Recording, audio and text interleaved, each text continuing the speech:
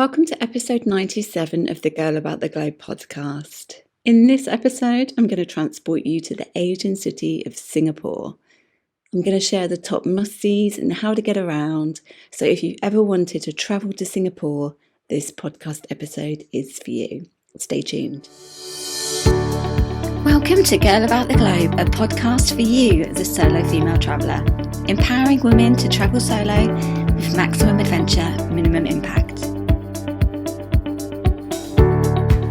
I have so many favourite cities in the world, and Singapore is up there with some of my favourite cities. If you're wondering, is it safe for solo female travellers? It is so safe. You cannot pick a safer country to travel to, apart from Dubai, where I've just moved to. But the laws are very strict, and you can get fined for even just throwing chewing gum on the floor. So Singapore is a really good option for solo female travellers. People are also friendly, so you have no problems if you get lost and you need to ask for directions. Singaporeans are very multicultural and they're very welcoming to international guests. The city itself is clean and just wonderful to explore. It's an ideal location for solo female travel. If you are going to go to Singapore, just make sure that you do check what you can bring into the country. If you have a specific medicine, for example, you do need to check that you can bring that in, and you might need a doctor's note because it is a very strict place to go.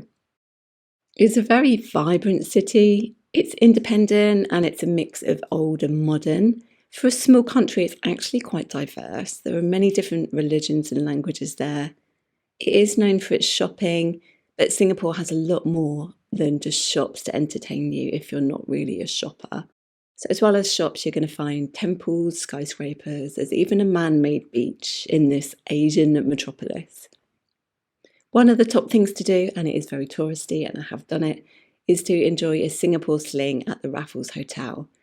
It's a 5-star hotel and it's one of the most famous buildings, and it's also a Singapore attraction in itself because of its colonial architecture that dates back to 1887. If you are looking for the best view, you have to go to the Marina Bay Sands Sky Park observation deck for amazing views of the city. You do need to pay, or you can just spend all your money on a cocktail in the bar instead. It's one of the must-sees there, and you can also go there alone at night just to get a really good view of the city at night. For a different view, Mount Faber Park is an entertainment spot where you can dine with a view. You can take the cable car to the top of the hill to have a drink in the trendy bar and just watch the city as it turns from day to dusk. If you are going to be spending a few nights in Singapore, I would say you probably need at least 3 nights here. There is a Singapore City card, and it saves you money on 35 of the top attractions in the city. So you can see as many as you can within 2, 3 or 5 days. So it's ideal if you're planning to stay from 2 to 5 days. If you're into architecture, I suggest heading to the Cathedral of St Andrews, which is the country's largest cathedral. There's also the Cathedral of the Good Shepherd, which is the oldest Roman Catholic church in Singapore. One of the nicest places to go there for a temple is the Tian Hock Ken Temple. It's an architectural masterpiece and a national monument which is dedicated to the Taoist goddess of the sea. It's also Singapore's most important Hokkien temple, and it dates back to 1839. There's also a really impressive Hindu temple in the city. I don't know if I'm pronouncing this correctly, but it's called Sri Mariamman Temple. It's one of the old places to visit in Singapore. It's built in a Dravidian style and it's located in Chinatown. And also you cannot go to Singapore without taking pictures of probably the most famous tourist attraction there, which is the Merlion, which is the mystical creature with the body of a fish and the head of a lion. And you're going to find them dotted all over the city. If it's culture that you're after, head to the Intan or the Peranakan Museum to learn more about Peranakan culture, Singapore's vibrant community. Also, the National Gallery Singapore is a fantastic gallery to see the world's largest display of Asian art. You can easily spend 2 or 3 hours there. If it's history that you enjoy, there's a fort called Fort Siloso, which is a preserved artillery fort which was built in the 19th century to help guard the Singapore harbour. It's an important part of Singapore's past, and it's also one of the interesting places there to go alone, and you can learn more about the country's history. Fort Canning Park is a historical landmark and the place to visit in Singapore for nature and history as well. It's 18 hectares of ancient artefacts such as the Fort Gate, which is a remnant of a 19th century fortress. You can also learn about the city's history at Maritime Corner, and that's reachable from Orchard Road, which is one of the main shopping districts. The Singapore City Hall is also one of the national monuments. Apparently, during the Japanese occupation, it was used as shelter from the air raids before becoming the Japanese headquarters. Nowadays, along with the old Supreme Court, the City Hall has been transformed into the National Gallery Singapore, where you can see artwork from both Singapore and Southeast Asia. There's also a Muslim quarter in Singapore. It's called Kampong Glam. You can learn more about the history at the Malay Heritage Centre, or you can just admire the gold dome of the Sultan Mosque. It's a very different neighbourhood to visit. It's got a very rich history and also places to stop for lunch. One of my favourite places here, and it is very touristy, it is one of the biggest tourist attractions, is Sentosa Island. It's fun, and yes, it probably is for children, but it's a really good place to just go and just release your inner child. It's a theme park which is built on an island south of Singapore, linked by a road. But the best way to get there is not by road, it's by cable car, which takes you from Faber Peak straight into Sentosa Island. Or you can also reach the island by bus, which is outside Orchard Street. But you don't just pay one price to get into the theme park. You generally have to pay for each land that you enter. So there are shows, there are rides, and it's also the place to cool off in the heat and just drift along a lazy river. Or you can even shoot down water slides at the Adventure Cove Water Park. You could easily spend a whole day there. You can watch a parrot show, you can just stroll through the Spice Garden or just relax on the man-made beach. If you do want a bit more adventure, you could go to Universal Studios, the underwater world, or fly through the air at the Megazip Adventure Park. They've even got a Madame Tussauds on the island. I don't normally advocate zoos, but one thing I really enjoyed here was the Singapore Night Safari, which is held at the Singapore Zoo. It's an evening tour, and if you've ever wanted to experience a safari and you haven't yet been to Africa, I would honestly say that the Night Safari is the next best thing, because you get to see nocturnal animals in an environment similar to their natural habitat. And you can take the little tram that goes round, and then you get up close and personal to hippos. You even get close to fruit bats. There are also walking trails, which brings you closer to the animals on foot. Singapore Zoo is one of the best zoos in the world, as the animals are able to roam in natural and open habitats. You can also take the train from various points in the city and then catch a bus to get to the zoo. If you're looking for somewhere really nice to dine, River Quay and Clarke Quay are buzzing with all different kinds of restaurants. Clarke Quay is more historical than River Quay, but they both have picturesque walks along the river with the skyscrapers along the skyline. If you really want to get a good view, you can take a river cruise, and then you can experience Singapore from the water, or you can just sit in one of the quays in the sun with a coffee. If you're unsure what to do at night as well, the quays are also a great place to just go and have a meal, or you can have a drink and you can meet other people at the bars there, because it's all within a social environment. If you do feel like you want to escape the city, there are plenty of spaces to escape to in Singapore. Mac Ritchie Reservoir Park is one of them, and it has a suspended bridge through the treetops, as well as plenty of nature trails to hike. If you love flowers, the Singapore Botanic Gardens has the most stunning orchard garden. Apparently, it's Singapore's first UNESCO World Heritage Site.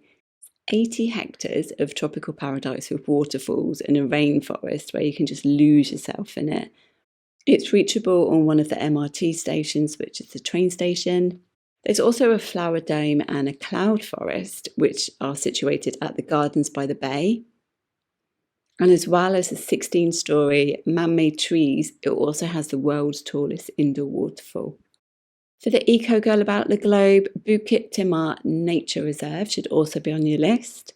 This reserve is outside of the city centre on the slopes of Bukit Timah Hill, and it's the place to go if you fancy spotting some birds and wildlife. For more nature, you can visit the Chinese Mythological Theme Park in Jurong and the Chinese and Japanese gardens. If you're a bird lover, Jurong Bird Park in Jurong is Asia's largest bird paradise. There are more than 3,000 birds and 400 species there. Obviously, if you do come to Singapore for the shopping, Orchard Road is the place to shop. And it does feel like this street just goes on for miles. It's full of department stores, it's got everything that you need. Even if you want to get a cheap electrical item, you could easily just spend a whole day window shopping there. It also comes alive at night with bars, which stay open past midnight, and also clubs. If you do decide to go to a club by yourself, you need to dress smartly, as some of them seem to have a strict door policy. And you'll also find a taxi rank to jump into at the end of the night. Singapore's also known for its fine dining, and it's got a mix of cuisine. The price of eating out is fairly expensive, so if you do want to reduce your costs when you're there, it's worth visiting one of the many food courts, which you can find on the ground levels of department stores. If you haven't been to a food court before, they're usually quite busy. They offer a canteen style of different types of food, such as Japanese, Chinese, Indian, and also Western food. If you can stand the hustle and bustle, you will save yourself some cash going to one of these. But if you do prefer restaurants, then there are Italian, Greek, and plenty of seafood restaurants to choose from with fresh crab and seafood. You can also find good Indian cuisine at Arab Street, which is a traditional textile district with batiks, silks, and sarongs. I have stayed in Little India, which is a very buzzy area. It's got a main market and the Temple of a Thousand Lights. It's a good place to browse, but you just need to be careful on Sunday night because all the workers congregate for a party. So the streets do get packed. So avoid that area unless you want to be an onlooker on a Sunday night. But from there, you can reach downtown Singapore in less than 10 minutes on the subway. And then you can spend the rest of your day just mooching around the city's museums. For the museums, you can see the National Museum of Singapore, the Asian Civilizations Museum, or the Changi Museum and Chapel, which is a museum with a replica of the city's Shanghai POW prison as a reminder to World War II and the Japanese occupation. If you have the cash, a really good way to experience some Singapore sightseeing is by helicopter for an aerial view. They have scenic flights that operate frequently and they leave from the smaller airport. If you are going to do this, it is advisable to book early to avoid any disappointment. This is a very quick summary of Singapore, and I would say that Singapore does attract those who like amazing skylines, wine, dining, plenty of shopping, and also fun at Sentosa Island. There's quite a variety of accommodation in Singapore. There are hostels to choose from. I actually stayed in a hostel as well. Most of the accommodation is in the heart of the city, and there's also Airbnb where you can stay with locals. One of the best hotels to stay in here is the Marina Bay's Sands, which is just absolutely stunning. For travelling around, it's pretty easy because Singapore has got a really good transportation system. They also have buses and you can walk around, but you do need to wear flat shoes if you're walking around because you could be walking for a few hours. They do also do Singapore bike tours, so you can explore all the city highlights by bicycle. The train system there is called the Mass Rapid Transport, MRT for short, which means that getting around is really easy and fast. The stops are generally near the main attractions. You can either buy a Singapore MRT card from the MRT stations or at the 7-Eleven stores. Or as I mentioned before, you can also get a Singapore tourist pass, which gives you unlimited travel for the amount of time that you're there. Taxis are metered, so when you get into a taxi, make sure that they do have the meter on. It's not really worth driving in Singapore. I wouldn't say that you really need a car there because the train system is really good. If you do decide to drive, then all the road signs are in English. So you can see the majority of Singapore in 3 days. I'd say 3 or 4 days is plenty of time, especially if you want to take advantage of Sentosa Island. For a sample itinerary for 3 days, so day 1, you could spend your morning at the National Gallery Singapore to check out their large display of Asian art. before doing the touristy thing and having a Singapore sling in the courtyard of Raffles Singapore Hotel. In the evening, you could take a river cruise along the quays and then stop at Clarke Quay for dinner within a beautiful setting. It's also along the quays that you'll find the best bars for solo travellers. Day 2, in the morning you could experience the zen of Singapore at the Botanic Gardens and the world's largest display of orchids at the National Orchid Garden. Then you can shop or window shop in the afternoon at Orchard Road, which is one of the city's main shopping districts, before heading to Chinatown for some Chinese food in the evening. On the third day, on day 3, you could spend some time in Little India and just get lost amongst the smell of spices and street vendors. In the afternoon, you could visit Sentosa Island, or if you prefer somewhere more cultural, Tiong Bahru is one of the oldest neighbourhoods in Singapore with a mix of old and cool. It's a very hip place to stay for dinner too. And then in the evening, you could take a Singapore night tour at the Singapore Zoo. Singapore is also a really good stop if you're on a Malaysia itinerary. So from Singapore, you could travel to Malacca, the Cameron Highlands, Penang and Kuala Lumpur on a 2-week itinerary, for example. Some people just use Singapore as a stopover en route to Australia or New Zealand, but there are plenty of things to see in Singapore to keep you busy. I stayed in Singapore on the way through from Malaysia, flying to Australia, and it was such a great stop-off point. The best time to visit Singapore seems to have a constant temperature of about 29 to 31 degrees Celsius. They do have a wet season, which generally happens from November to January. So the best time that is advised to go here is between February and April. Singapore Airport is amazing, by the way, and Singapore Airlines is one of the best airlines. The staff are just fantastic, but Singapore Airport is beautiful. And there are a few different ways you can get from Singapore Airport into Singapore. There's a bus that goes from Changi Airport, which is the name of the airport. To get to Orchard Road in the city, it takes about 50 minutes. There's also the MRT, which goes from the airport, or you can take a taxi, which will take you about 20 minutes, but obviously that is the most expensive option. And just a few questions about Singapore, in case you're wondering, can you drink the tap water? Yes, you can. Do you tip? Yes, you generally tip, same as everywhere really, about a 10% service charge. There are lots of ATMs. If you are driving, they do drive on the left-hand side. If you're vegetarian, they do have a lot of vegetarian restaurants and even vegan restaurants as well. And just to elaborate, Singapore is definitely safe for solo female travellers, and I really, really recommend going here. So I hope that I've inspired you to go to Singapore. It is a wonderful place, and as I say, it's just so incredibly safe for solo female travel. If you haven't travelled solo before, it's also a very good destination just to try solo travel and see how it feels. If I have inspired you, you can read more about Singapore on the Solo Travel in Singapore guide on the Girl About the Globe blog. And I'll be back next week.